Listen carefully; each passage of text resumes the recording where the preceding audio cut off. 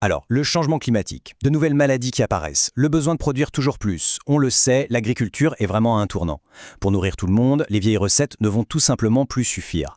Il faut regarder vers l'avenir. Et cet avenir, eh bien, il se cultive peut-être d'une manière complètement différente. Du coup, la question qui se pose est assez simple au fond. Comment on fait pour créer des plantes qui soient plus fortes, mieux adaptées à ce nouveau monde? Et si la réponse, elle ne se trouvait pas dans les champs, mais plutôt sous un microscope, dans un labo? Il suffit de regarder, les plantes sont soumises à une pression constante. Sécheresse, tempête, maladies qu'on ne connaissait pas avant. Ces menaces, elles sont là, bien réelles. Et face à ça, une solution commence à émerger. La culture végétale. La promesse? Créer des variétés plus costaudes, plus résilientes. Plus costaude, plus résiliente, d'accord? Mais comment c'est possible ça? Eh bien, tout repose sur un concept biologique absolument fascinant, une sorte de super-pouvoir secret que possèdent des cellules des plantes. Ce super pouvoir, ça a un nom, la totipotence. Imaginez un peu le truc. Vous prenez une seule, unique cellule d'une plante, sur une feuille, une racine, peu importe. Et cette cellule, à elle toute seule, contient l'intégralité du mode d'emploi pour reconstruire la plante en entier. C'est un peu comme si chaque brique d'une maison contenait le plan complet de la maison. C'est fou, non? L'exemple qu'on donne tout le temps, c'est celui de la carotte. C'est un classique. On prend quelques cellules de la racine, on les met dans un milieu nutritif bien pensé, et là, la magie opère. Ces cellules, elles commencent à se multiplier, elles forment un petit embryon, puis une jeune pousse, et à la fin, on a une nouvelle carotte. Une carotte qui est le clone parfait de la première. Donc, s'il y a une chose à retenir, c'est vraiment ça. Chaque cellule végétale est comme une archive complète. C'est le plan directeur qui permet de reconstruire tout le bâtiment. C'est ça, la clé de voûte de toute la culture végétale in vitro. Ok, mais alors concrètement, comment ça se passe dans un labo? En fait, il faut voir ça comme une sorte de recette de cuisine, mais version high-tech. Chaque ingrédient, chaque étape a son importance. Et cette recette, elle repose sur 3 piliers, 3 ingrédients clés. D'abord, le matériel de départ, ce avec quoi on commence. Ensuite, il faut de la nourriture, le fameux milieu de culture. Et enfin, un environnement parfait pour que tout ça puisse grandir. Alors le premier ingrédient, ça s'appelle un explant. C'est un nom un peu technique pour dire simplement un tout petit bout de la plante qu'on veut dupliquer. Et comme on l'a vu avec la totipotence, un minuscule fragment de feuille, de tige ou de racine, ça suffit. Pourquoi? Parce que le plan directeur est déjà dedans. Deuxième ingrédient, le milieu de culture. On pourrait presque appeler ça une potion magique. En gros, c'est un gel nutritif qui contient absolument tout ce qu'il faut à l'explant pour se développer. De l'eau, bien sûr, des sucres pour l'énergie, des vitamines, des minéraux. Mais l'ingrédient secret, le plus important, ce sont les hormones. Les hormones, ce sont vraiment les chefs d'orchestre. C'est en jouant sur leur concentration, sur le cocktail, que les scientifiques vont donner des ordres aux cellules.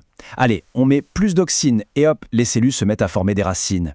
Un peu plus de cytokinine par ici et paf, des bourgeons apparaissent. C'est un dialogue chimique qui permet de guider la plante, de lui dire quoi faire. Et enfin, troisième et dernier ingrédient, l'environnement. Là, on entre dans une sorte de bulle protectrice. Tout doit être parfaitement stérile, zéro microbe, sinon c'est la catastrophe. Et puis, la lumière, la température, tout est contrôlé au millimètre près. On recrée des conditions idéales, un peu comme un jour d'été parfait, mais 24 heures sur 24 pour que la croissance soit optimale. Bon, maintenant qu'on a la recette, voyons une de ses applications les plus spectaculaires, la production en masse. Ça porte en nom la micropropagation. Le principe est hyper simple à comprendre. On prend une plante championne, la meilleure, la plus résistante ou la plus productive, et on va en faire des milliers, voire des millions de copies conformes. C'est du clonage, mais à l'échelle industrielle. Et attention, quand on dit à grande échelle, on ne plaisante pas. On ne parle pas de quelques dizaines de plantes, non. À partir d'un seul petit explant, cette technique peut générer plus d'1 million de clones. 1 million. Ces étagères qu'on voit, ce sont de véritables usines à plantes, des pépinières du futur avec des milliers de clones qui attendent sagement. On est très loin du bouturage traditionnel qui donne une petite poignée de plantes. Ici, c'est une multiplication exponentielle, une véritable armée de plantes parfaites, prêtes à être plantées. Alors, multiplier à l'identique, c'est déjà énorme. Mais la technologie ne s'arrête pas là. Elle permet aussi d'améliorer la plante elle-même. Et c'est là qu'on entre dans le monde de la transgénèse. La transgénèse, pour faire simple, c'est comme faire une mise à jour sur un ordinateur, lui ajouter un nouveau programme. L'idée, c'est d'identifier un gène qui a une propriété intéressante chez un autre organisme et de l'insérer dans l'ADN de la plante pour lui donner cette nouvelle capacité. Par exemple, une résistance à une maladie ou à la sécheresse. Le concept est simple, mais en pratique, il y a un obstacle de taille, la paroi de la cellule végétale. C'est une vraie forteresse. Alors, comment on fait pour faire passer ce nouveau gène à travers les remparts? Plutôt que d'y aller en force, les scientifiques ont eu une idée de génie, utiliser un complice qu'ils ont trouvé dans la nature, un véritable agent infiltré. Et cette solution, c'est une bactérie qui s'appelle Agrobacterium tumefaciens. Ce qu'il faut savoir, c'est que cette bactérie, dans la nature, est une experte pour injecter son propre ADN dans les cellules des plantes. L'idée des scientifiques a donc été de la pirater, en quelque sorte. Ils l'ont désarmée et ont remplacé son ADN par le gène Pinteret qu'ils veulent transférer. La bactérie se transforme alors en une sorte de courrier, un cheval de Troie biologique, qui va livrer son précieux colis génétique pile au bon endroit, au cœur de la cellule végétale. Bon, après tout ce décryptage technique, revenons à l'essentiel. Pourquoi est-ce que tout ça est si important? Quel est l'impact de ces technologies dans le monde réel, dans nos assiettes? Concrètement, ces technologies, ce sont des outils qui nous permettent de sculpter des plantes quasiment sur mesure. On peut par exemple développer beaucoup plus vite des variétés qui résistent mieux aux maladies, qui consomment moins d'eau pour faire face à la sécheresse ou qui sont tout simplement plus productives. C'est une contribution directe et majeure à notre sécurité alimentaire future. La puissance de ces outils est immense. Ça ouvre des perspectives absolument incroyables pour l'agriculture de demain.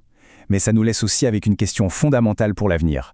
Comment faire en sorte que ces avancées technologiques profitent vraiment à tout le monde et qu'elles nous aident à construire un système alimentaire qui soit à la fois plus durable et plus juste? C'est le grand défi.